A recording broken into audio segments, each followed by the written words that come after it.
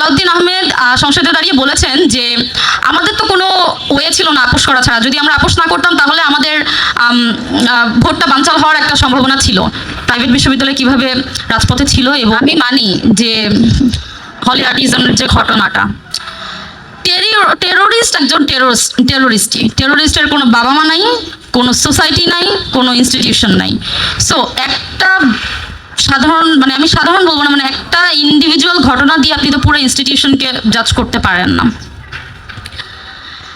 Private বিশ্ববিদ্যালয়ের কথা যদি আসি, দেখেন আমাদের পলিটিক্স করার কোনো স্ট্রাকচার নাই, আমাদের তো ডাকসু নাই, আমাদের কোনো ছাত্র সংগঠন নাই, বাট স্টিল আমরা আপনারা দেখেছেন যে প্রাইভেট বিশ্ববিদ্যালয় কিভাবে রাজপথে ছিল এবং 24-এর যে গণ অভ্যুত্থান সেটা সফল করেছে।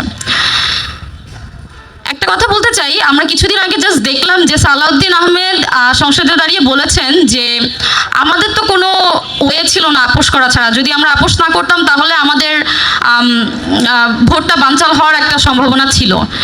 তার মানে সালাউদ্দিন আহমেদ সেই সংসদে দাঁড়িয়ে তিনি এটা মেনে নিচ্ছেন যে ওনারা সারা বাংলাদেশের যে গণভোট এবং গণরায় এর মাধ্যমে যে এতগুলো মানুষ, প্রায় 68% থেকে 70% মানুষ হচ্ছে গণভোটের পক্ষে রায় দিল, এটা পুরাটাই ওনারা মেনে নিচ্ছেন না এবং জাতির সাথে তারা গাদ্দারি করেছেন।